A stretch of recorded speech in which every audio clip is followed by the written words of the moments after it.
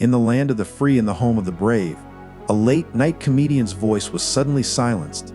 The year is 2025, and America finds itself grappling with a question that cuts to the very heart of its identity. How far can you speak before the government tells you to stop?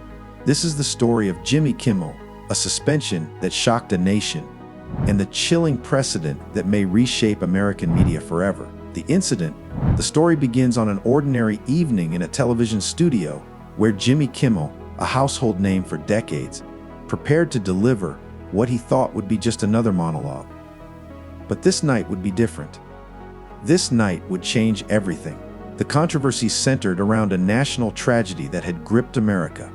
Charlie Kirk, a prominent political figure, had been assassinated. The nation mourned. Politicians offered condolences. And in the aftermath, something unusual happened. Certain voices began to scramble, desperate to distance themselves from the shooter, attempting to reshape the narrative before the facts could settle into public consciousness. Jimmy Kimmel noticed this. As a comedian who had built his career on observing the absurdities of American life, he couldn't remain silent. During his show, he addressed what he saw as a troubling pattern. Groups were working overtime, he suggested, to characterize the assassin as anything other than what the evidence indicated. They were, in his view, attempting to score political points from a national tragedy. But Kimmel didn't stop there. He played a clip that would seal his fate. In the video, President Donald Trump appeared at a construction site for a new White House ballroom. When asked how he was doing in the wake of Kirk's assassination, Trump responded with apparent enthusiasm about the construction project. To Kimmel, this seemed tone-deaf at best. He questioned whether the president was truly mourning the loss. The reaction was swift and severe. Critics immediately condemned Kimmel's segment. They argued that Trump was indeed devastated by Kirk's death, that he would be speaking at the memorial service, and that Kimmel's insinuations were not just wrong but offensive. The debate raged across social media, cable news, and dinner tables across America. The pressure mounts. What happened next would transform a simple media controversy into a constitutional crisis. Enter Brendan Carr, chairman of the Federal Communications Commission. The FCC, an independent agency with significant power over broadcast media, rarely involves itself directly in content disputes. But these were not ordinary times. Carr made a statement that sent shockwaves through the media industry. Speaking about ABC, the network that aired Kimmel's show, he said something remarkable and terrifying in equal measure. "We can do this the easy way or the hard way." The implication was clear and unmistakable. The government was threatening to force ABC to punish Kimmel for his comments. The pressure worked with stunning efficiency. First, two media companies that owned ABC affiliate stations announced they would be dropping Kimmel's show from their programming.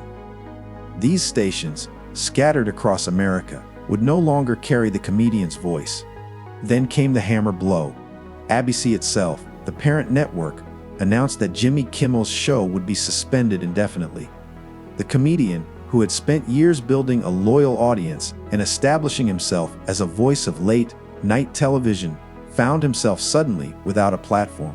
Cameras captured him leaving the studio, his expression unreadable, as America watched and wondered what this meant for the future of free speech in the country. The broader context, to understand how America arrived at this moment, one must look back at the evolution of what has become known as cancel culture. For years, activists on the political left had wielded the power of public pressure to remove voices they deemed offensive or harmful. Careers were ended, shows were canceled, and public figures learned to watch every word they said, knowing that one misstep could mean professional death. The right wing of American politics watched this happen with growing frustration and anger.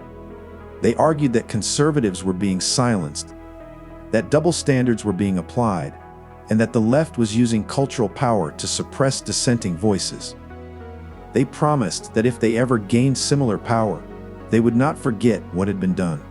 Now, with political winds shifting, that promise was being kept. But there was a crucial difference that made the Kimmel situation unprecedented. When private companies and citizen activists had led previous cancellation efforts, it was an exercise of private power. people and corporations making decisions about whom they wanted to associate with or platform. The government had largely stayed out of these cultural battles. The Kimmel suspension was different because the government had not stayed out of it. The FCC, an agency of the federal government, had explicitly threatened a media company. An official of the administration had used the power of his office to pressure a network into silencing a critic. This was not merely cancel culture. This was something far more dangerous in the eyes of legal scholars and civil liberties advocates. This was government censorship. The legal and ethical questions. The First Amendment to the United States Constitution is remarkably brief. It states that Congress shall make no law abridging the freedom of speech or of the press. For over 2 centuries, this principle has been tested, interpreted, and defended. Courts have established that the government cannot punish speech simply because it finds that speech offensive or disagreeable. But what happens when the government doesn't pass a law, but simply threatens? What happens when an official uses the implied power of his office to coerce a private company into making a decision it might not otherwise make? These questions lie at the heart of the Kimmel controversy. Legal experts who analyzed the situation pointed out that ABC, as a private company, has the legal right to suspend or fire any employee for almost any reason.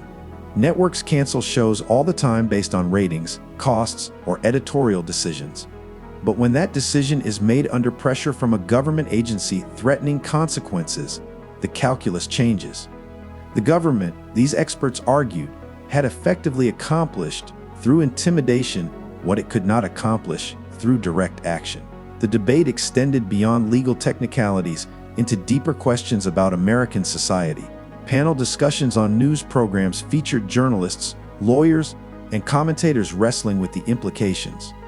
One veteran journalist, with 50 years of experience covering American politics, was asked if he had ever been more afraid to speak freely. His answer was striking in its generational honesty. He admitted he wasn't afraid, but acknowledged that he was nearing the end of his career. For younger journalists, for people who still needed to work and support families, this was indeed a scary time. The chilling effect, the concept of a chilling effect is well established in First Amendment law. It refers to the idea that even if the government doesn't directly punish speech, the fear of potential punishment can cause people to self-censor. When journalists, comedians, and commentators see what happened to Jimmy Kimmel, they must ask themselves a question: is my next joke, my next investigation, my next critical comment worth risking my career? The Kimmel suspension sent a clear message to everyone working in media. Criticize the powerful, and there may be consequences. Those consequences might not come directly from the government. They might come from your employer, who fears what the government might do if they don't act. The end result is the same. Voices are silenced. Criticism is muted. The robust debate that democracy requires begins to wither. Media critics noted that this situation represented a disturbing evolution. Previous administrations had certainly had contentious relationships with the press. Presidents had attacked newspapers, criticized coverage, and accused journalists of unfairness. But the deployment of a government agency to threaten a network into suspending a host was a step beyond the normal friction between politicians and media. The question on many minds was whether this would be an isolated incident or the beginning of a new normal. Would other comedians, other talk show hosts, other journalists begin to pull their punches? Would the fear of losing their platforms cause them to avoid certain topics or soften certain criticisms? And if so, what would America look like when those who were supposed to hold power accountable were afraid to do so? Parallel stories. While the nation grappled with questions of free speech and government power, life continued in other corners of the entertainment world. These stories, seemingly unrelated, painted a picture of an industry and a culture in flux. Cardi B, the chart-topping rapper, was navigating her own public drama. In an interview, she opened up about her split from Offset, her longtime partner and fellow musician. She spoke about wishing he was a better person, about the challenges of co-parenting, and about moving forward with her life. She was now pregnant with another man's child, and the public watched and speculated about the timeline. the emotions, and the motivations behind her choices. Meanwhile, a far darker story was unfolding in Los Angeles. A young singer known as David had become the focus of a police investigation into the death of 15-year-old Celeste Rivas. Her dismembered body had been found in a Tesla that was traced back to the musician. Police had searched a Hollywood Hills home, seizing computers and bags of evidence. The circumstantial connections were mounting, photos matched, locations aligned. A tattoo that the victim had was one that David also had. The mother had told police her daughter had a boyfriend named David. The investigation continued, but the implications were horrifying. In lighter news, celebrities continued their lives in the spotlight. A reality star named Sam was asked about writing a tell-all book and wisely demurred, joking that maybe when he was 90 he might consider it. He navigated awkward questions about engagement with diplomatic maybes that revealed nothing while offending no one. And NFL linebacker demonstrated his athletic reflexes by dodging his infant daughter's diaper explosion, a moment of levity that went viral and reminded people that even professional athletes are just parents dealing with universal struggles. These stories, from the profound to the trivial, illustrated the strange ecosystem of modern celebrity. Fame could elevate voices or expose scandals. It could amplify important debates or reduce serious issues to entertainment. And in an era when the government was actively working to silence some voices, the question of who got to speak and what they were allowed to say took on new urgency. The counterarguments: not everyone saw the Kimmel suspension as a crisis of free speech. Defenders of the administration's actions argued that context mattered. They pointed out that the left had pioneered the tactics of using public pressure to remove voices from platforms. Conservatives, they argued, were simply playing by the rules that had been established. These defenders emphasized that ABC made its own decision. The network wasn't forced at gunpoint to suspend Kimmel. Company executives evaluated the situation, considered their options, and made a business decision.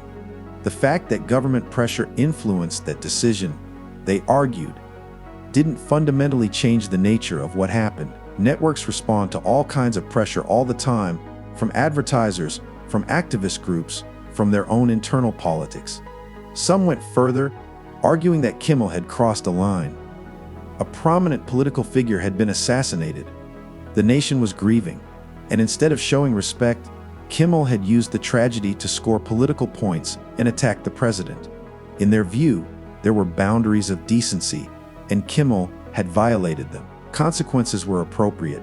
The debate revealed a fundamental divide in how Americans understood free speech.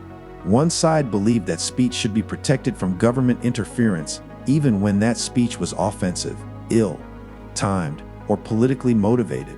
The other side believed that speech had consequences, and that using tragedy for political gain deserved to be condemned and punished. The uncertain future. As Jimmy Kimmel's empty studio gathered dust, America stood at a crossroads. The questions raised by his suspension would not be easily answered. They touched on the most fundamental aspects of American democracy and identity. Would other voices be silenced in the months and years to come? Would the threat of government pressure cause media companies to become more cautious, more deferential to power? Or would this moment galvanize journalists, comedians, and commentators to speak even more boldly, recognizing that silence was a greater danger than any individual consequence? The answers would be written not in laws or court decisions, but in the choices made by thousands of individuals across the media landscape. Every time a producer decided whether to air a controversial segment, every time a comedian decided whether to tell a risky joke, every time a journalist decided whether to pursue a difficult story, they would be answering these questions through their actions. History would judge this moment. Future generations would look back and ask what Americans did when their fundamental freedoms were tested. Did they stand firm, or did they retreat into silence? Did they defend the right to speak truth to power, even when that truth was uncomfortable? Or did they accept that some truths were too dangerous to voice? The cameras may have stopped rolling in Jimmy Kimmel's studio, but the larger drama was just beginning. The stage was set, the players were in position, and the American people would determine how the story ended. If this story troubled you, if it made you think about the freedoms you take for granted and the fragility of the rights you assume will always be protected, then make sure you subscribe to this channel. Hit that subscribe button so you never miss the stories that matter, the investigations that reveal truth, and the documentaries that ask the hard questions others are afraid to ask. And now, we want to hear from you. Leave a comment below answering this question. Where do you draw the line between holding people accountable for their speech and suppressing free expression? Is there a difference when the government is involved versus when private citizens organize? Your voice matters in this conversation. Share your thoughts, engage with others in the comments, and let's continue this crucial discussion together. Because ultimately, the future of free speech in America won't be decided by politicians or bureaucrats. It will be decided by citizens who care enough to speak up. The ripple effects, the suspension of Jimmy Kimmel, created ripples that extended far beyond one television show or one comedian's career. Across the entertainment industry, people were watching and calculating their next moves with new caution. Late-night television had long been a space where political satire thrived. Johnny Carson had made jokes about presidents. David Letterman had poked fun at politicians. Jon Stewart had built an empire of political comedy on Comedy Central. Stephen Colbert had testified before Congress in character. This tradition of comedians speaking truth to power, of using humor to point out hypocrisy and absurdity in politics, was as American as apple pie. But now, that tradition faced an existential threat. Writers' rooms across Los Angeles were having difficult conversations. How far could they push? What jokes were worth the risk?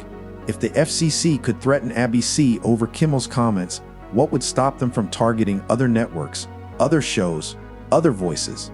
Some argued that this fear was exactly the point.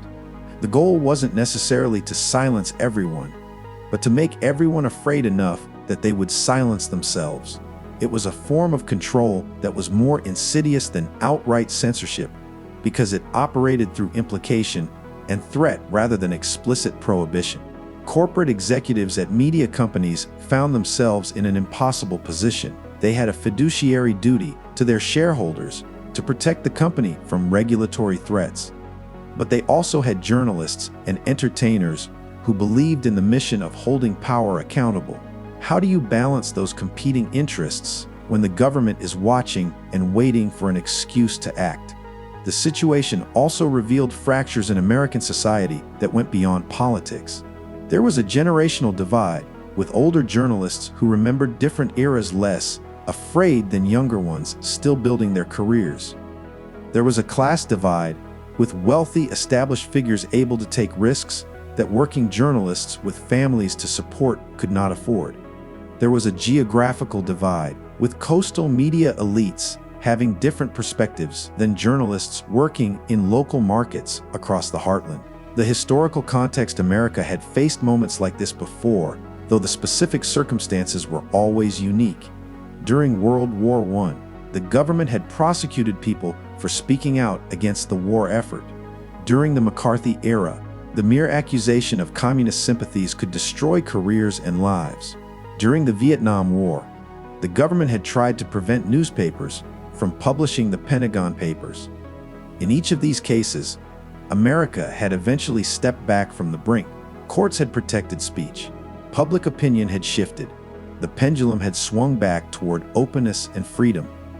But each of these struggles had been hard, fought, and the outcome had never been guaranteed. The Kimmel situation was different in some ways but familiar in others. The government wasn't prosecuting anyone or imprisoning dissidents, but it was using its regulatory power to achieve similar ends.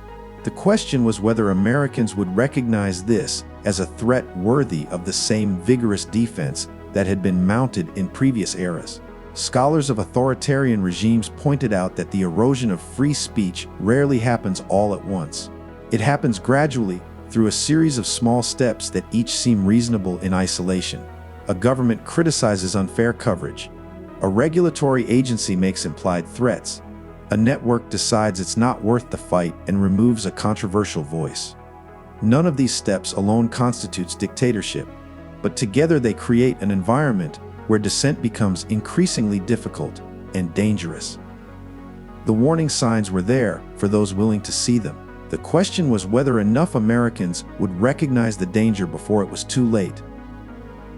International perspectives around the world, other democracies watched the Kimmel situation with concern and interest.